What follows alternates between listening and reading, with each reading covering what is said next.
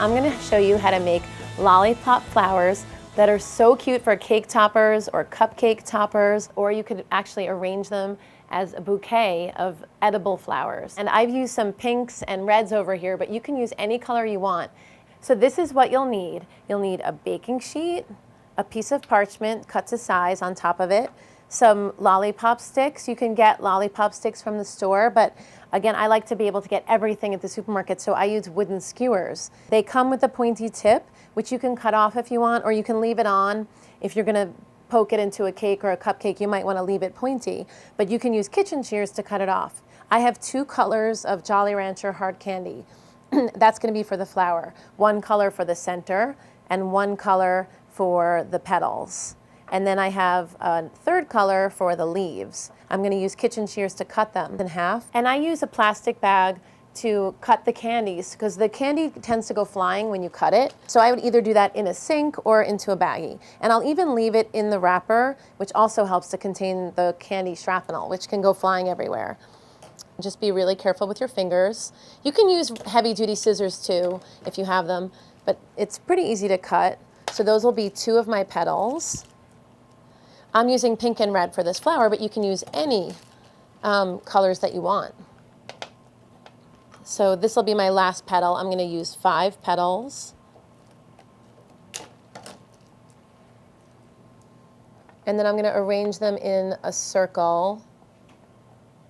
I'm going to take a darker piece. This is a cherry Jolly Rancher, and cut that in half for the center of the flower. And now I'm ready to put them in the oven. And the oven was preheated to 275. Actually, I'm gonna scoot it up a little bit. When I'm melting the candy, I put it all the way at one end of the baking sheet. That way I have room later to put my stick on. So I'm showing this to you making one at a time, which is a great way when you're learning, but you can certainly gang up a few of them and make more than one on a larger baking sheet. So here we go into the 275-degree oven. And if anything shifts around while you've walked over here or when you place it in, you can pull the rack out and then just rearrange the candy. And then slide it gently closed. Now I'm gonna put my timer on for, I'm gonna put it on for 3 minutes. It probably will take 4, but I like to just check on it. So you wanna stay right near the oven. I wouldn't go very far because it happens fast, especially after the first melt. Okay, while those are melting, I'm gonna cut up a green piece for leaves.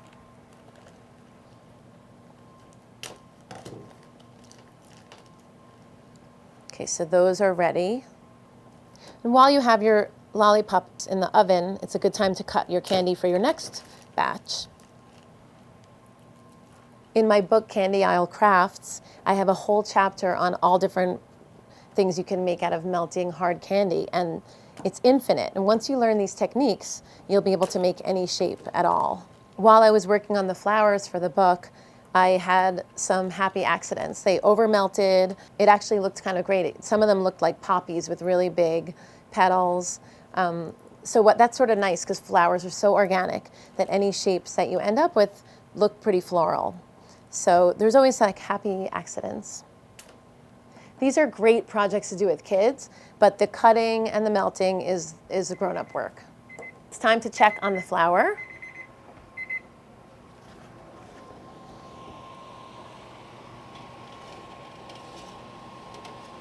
So 3 minutes wasn't really enough, but sometimes I like to take it out and give it a little squish.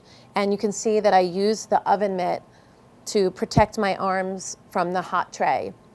And you'll want to wait a minute before you touch the candy because it's very hot when it comes out, and it could be liquidy, and if it burns your finger, it'll stick to your finger. But after a minute, it's a little bit cooler and it's a little bit easier to work with. And I'm comfortable working with my fingers, but you can wear dishwashing gloves that will protect your fingers. You can use a butter knife, you can use different tools, something so you're not touching the candy directly. So you can see it's not really melted, but it's soft enough that I can squish it down and just give it a little bit of a head start.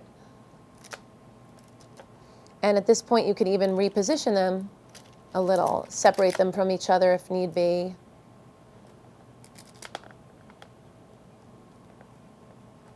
We're using them for cake toppers, but they would make such fun party favors as well. It looks like it's actually, it kept melting while it was on the tray. I think it's ready for the skewer. So I'm gonna just, I put it on differently depending on the lollipop. If it's very melty, I'll just press it right on. But in this case, I'm gonna just wedge it in between the two petals into the center and then press it down, because you wanna make sure that it gets melted candy on it so it adheres. And I'm gonna stick the leaves on here. I like to put them a little offset from each other.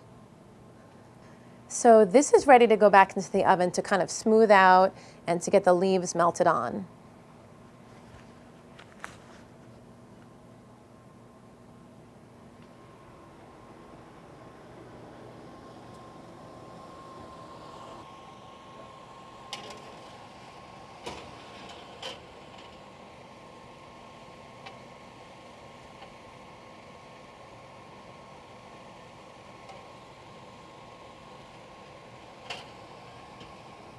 Okay, that's gonna be another 2 minutes.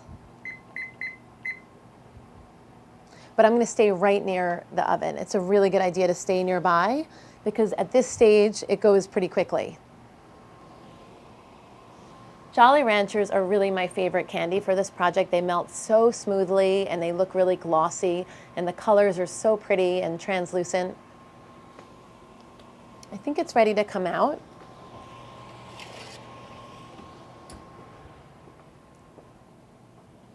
It's not quite perfect yet, but because it keeps melting while it's on the cookie sheet, it's better to take it out when it's under melted than over melted, because it's really hard to come back from over melting.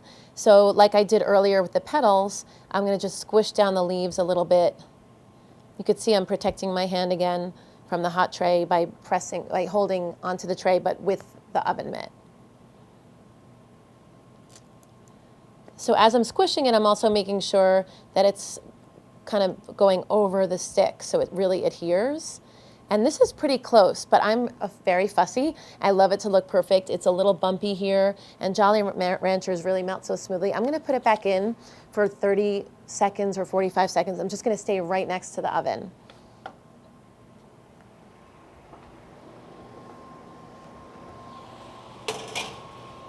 But I will put the timer on because I don't trust myself. It's so easy to get sidetracked, especially if you have kids running around. I have over melted and burnt so many lollipops when I don't use the timer.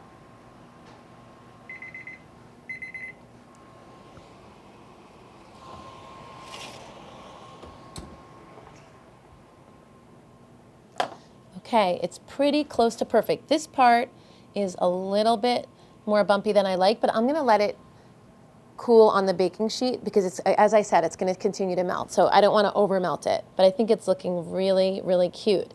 It's got to cool, and I'm going to let it cool right on the baking sheet because it's so pretty and glossy. But if I lift it up while it's not fully melted, it's going to get kind of wrinkly looking, and we want it to look perfect. So I'm going to let it cool right on the baking sheet for like 15 or 20 minutes until it's fully cooled. Okay, this one is cool and ready to go into our cake. You see how it comes right off the parchment? The parchment is so great. It's essential because if you didn't use it, it would stick to your cookie sheet. But it pops right off when it's cool and ready. And I love the way it looks so translucent. The color just glows with light behind it. So it's ready to go into the cake. I'm gonna put it next to the other ones that I made earlier. Look how cute that is.